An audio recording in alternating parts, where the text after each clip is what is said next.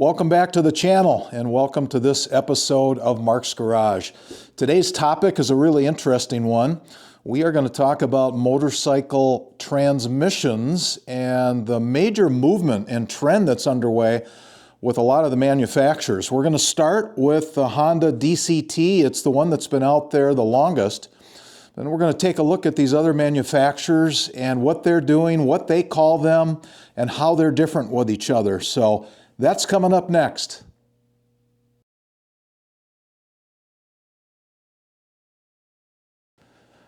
All right, so the very first bike that I owned with a automated style transmission is the 2018 Honda Goldwing Tour, and I bought it with the DCT transmission, and I got a story to tell you about how that happened. But 6 years later, fast forward to this last year in 2024, I upgraded to a 2024 Honda Goldwing Tour with DCT. I picked another DCT. I must have liked it, right? And soon we'll be adding a 2024 Honda Africa Twin to Mark's Garage, and that will also have the dual clutch transmission. So I am a big fan of the DCT transmission from Honda.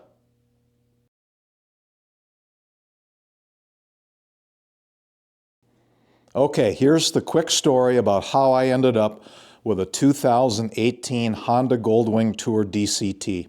So I'm down in Milwaukee at one of the Honda dealers. I'm picking up some supplies, some maintenance supplies, some oil, filters, some apparel, and I run into their service manager. His name was Victor, and I knew Victor from when he worked at another motorcycle dealer in Milwaukee, and so he's asking me about my knowledge, or have I ridden the new Honda Goldwing, and especially a Goldwing with the dual clutch transmission. And I said, no, I really don't know a whole lot about it. I know a little bit about it, but he said, well, Mark, we have a demo here. Why don't you take it out? Take it out for a half hour. Go ride it. Come on back and then give us your opinion. You have a lot of motorcycle experience. We'd be interested to know what you think. So I did that. I came back a little more than a half hour later, thoroughly impressed. In fact, blown away with how this dual clutch transmission worked and what it delivered on in terms of a new riding experience. And so I got back to the dealership. We talked about it. And at the time, I owned a 2018 BMW, the model was a K1600B, so that was their bagger model, or a Grand America model. That was it, the Grand America model, so that it had the trunk on the back. And I had just received a recall notice a few days earlier in the mail, and the recall was about something that they had to update in the engine, and it was a major tear apart, the bike, the plastics, taking the motor apart, and I thought, boy, this might be a really good time to do this. And so got a very nice fair trade deal, and moved into the Honda DCT Goldwing. I have never looked back. I am so happy that happened.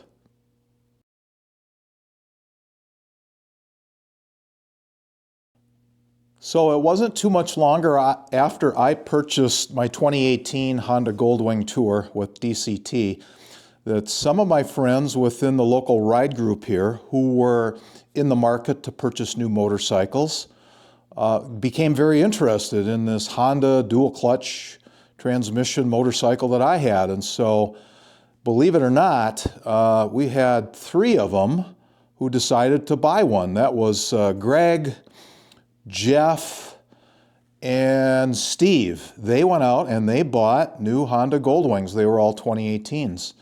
And so when it came time for me to upgrade to my 2024 model, I actually sold my 2018 to another member of the group who was very interested. And so that's another Jeff. And now there's 5 of us who are riding Honda Goldwings with dual clutch transmission.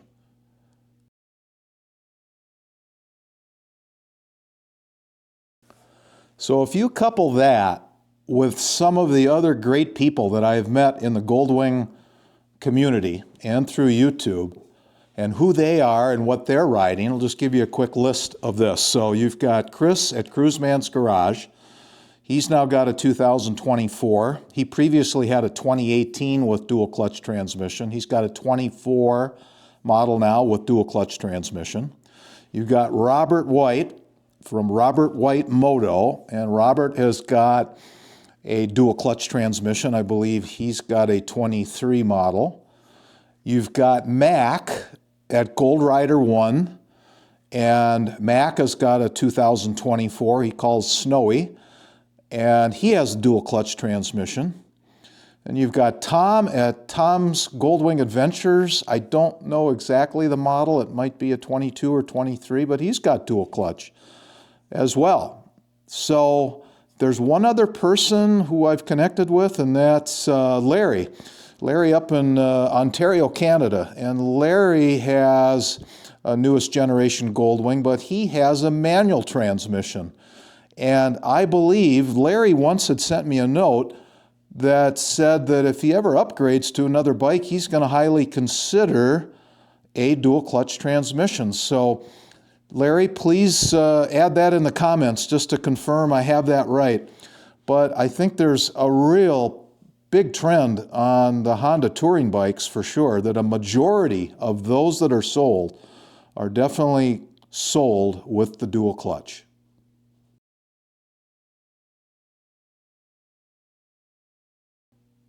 Well, I think in a fun way, we can blame Honda for all this latest trend in motorcycle transmissions, and more specifically, automation that's coming to these transmissions.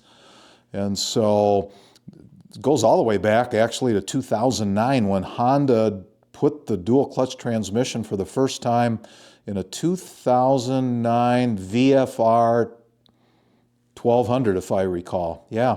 And so it's been out there for a while, and they continue to perfect it, and it's really a technological marvel. And Honda has got a couple of videos out there that show some of the real technical aspects of these two clutches and how it works, and the pre-selection of gears and all of that. It's just amazing. And so today Honda offers the dual clutch in several of their bikes, and if I can remember what they are here, it starts on the lowest side with the NX or NCX 750. So they put it in a 750 bike, and then up from there, they've got it in the 1100 Rebel. And then from there, it's now in the 1100, has been in the Africa Twin. So the Africa Twin model has it, and then certainly at the top of the line, the Goldwing. So several models there. It wouldn't surprise me, you know, if it does make it to maybe another model or two, but that's where Honda has the dual clutch transmission today.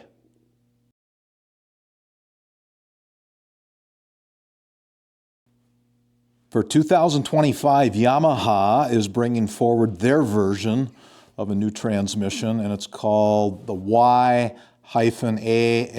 for automated manual transmission. And so basically how it works is there's a couple of actuators, one for the clutch, one for the gearbox. And Yamaha has eliminated the clutch lever. There's no clutch lever on the left side. There's no foot gear shift down below on the left side. So how it works is you have the choice to put it in either manual mode, and in manual mode, then you use what's really paddle shifters on the left side. I think they call it a seesaw switch, but it's paddle shifters. And then if you want to just put it in automatic mode, there's two different modes in automatic, and the bike shifts up and down all automatically for you. So that's what Yamaha has. There's a nice video that I will put a link in the description to give you a chance to look at maybe more detail about how that works.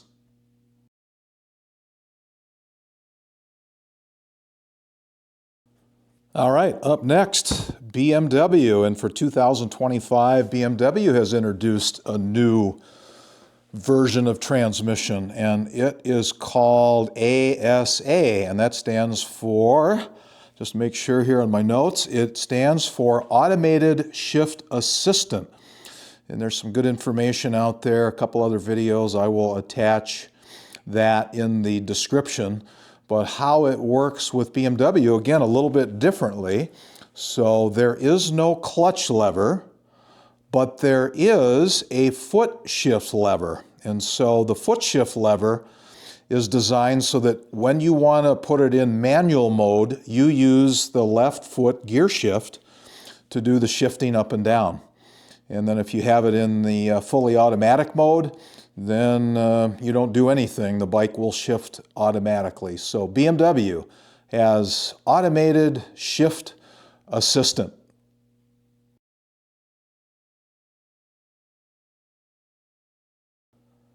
As far as the models go that BMW is going to place ASA as an option, I believe they're starting with the GS models, the Adventure GS models, and I know that they've talked about plans to roll that out into other models afterwards.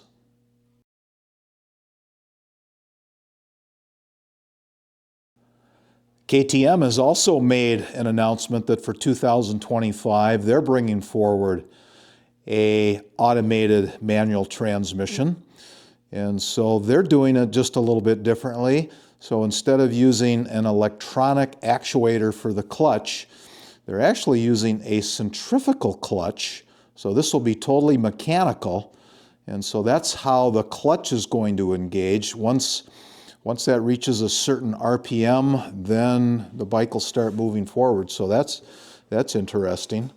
Hopefully, KTM can pull through, the struggles and the challenges that they have from a financial standpoint. It'd be a shame to lose them. It's a unique company, and they build overall very good products. So hopefully they can pull through, and we'll see where they're going to put those models. Where they're going to employ that transmission on what models. So stay tuned on that.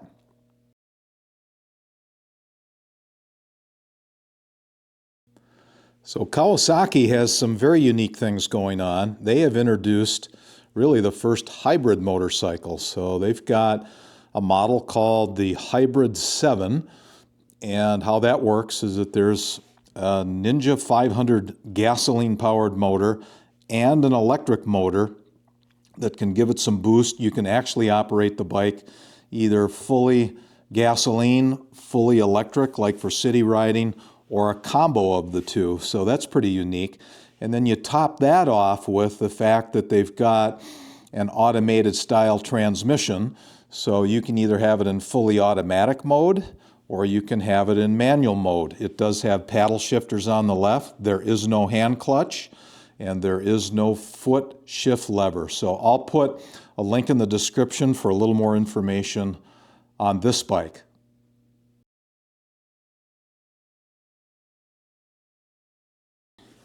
All right, we're circling all the way back around to Honda again, and they have another new technology that is called the E-clutch. You may have heard about it.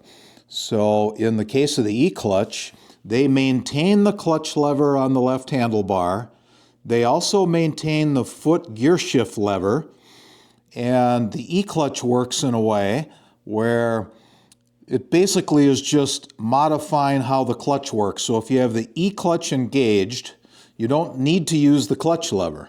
You're just using the foot shift lever to get through the gears, kind of like what a quick shifter would be. Or if you prefer, you can just leave it in full manual mode and you use the clutch and you use the gear shift lever. So that's the Honda E-clutch. It's kind of in between all those. So that's interesting too, isn't it? I will put a link in the description for some more information on the Honda E-clutch.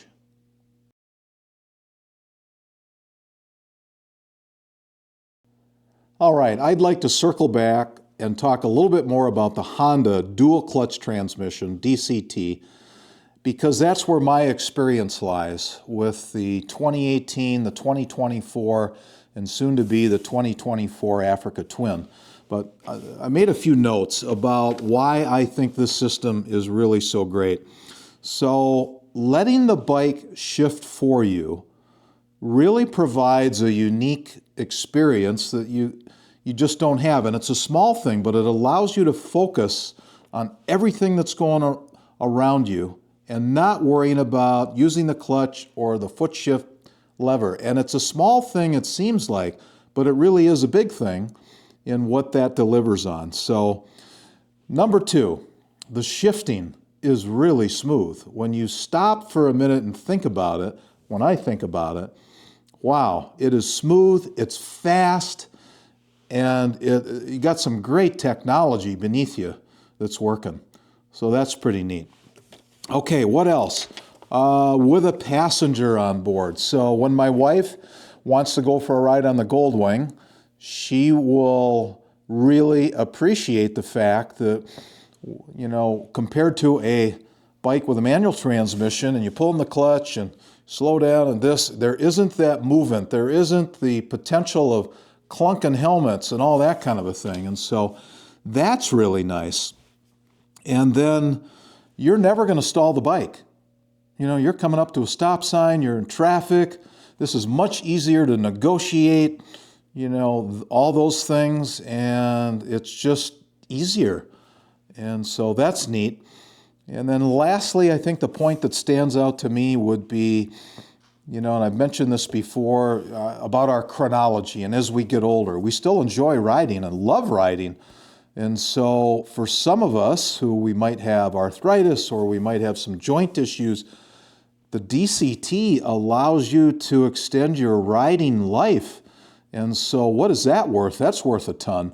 So those are some of the great features that really stand out to me when it comes to the Honda and the dual clutch transmission. And it is so great to see that some of this now is trickling over into these other manufacturers.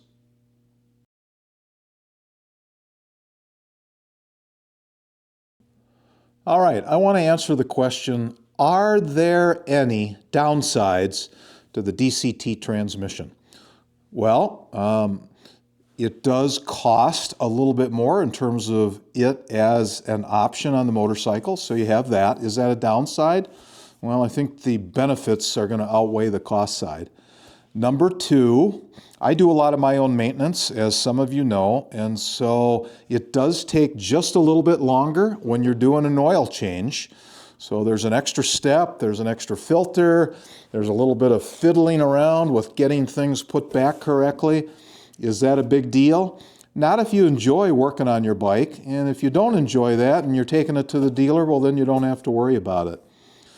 And then lastly, I can share with you one experience that I had with my 2018 where I was on a trip. I was down in the Ozark Mountains with our ride group, and I noticed that I wasn't able to get the bike into gear with the right handlebar switch to get it into drive. It just wouldn't go into drive, and I have a little video I'm going to share with you about this, but that was a little bit unnerving, and I had to really play with that switch, and luckily over the next few days I was able to get it into drive. I made it all the way home, and then the Honda dealer came and picked it up, and it was all fixed under warranty, and it was a bad switch. That particular switch was bad. So that was a little disappointing at the time, but again, I bought in a 2024 Goldwing, another one, and certainly have a lot of confidence in the upcoming Africa Twin. So there's my thoughts on any downsides, and there you go.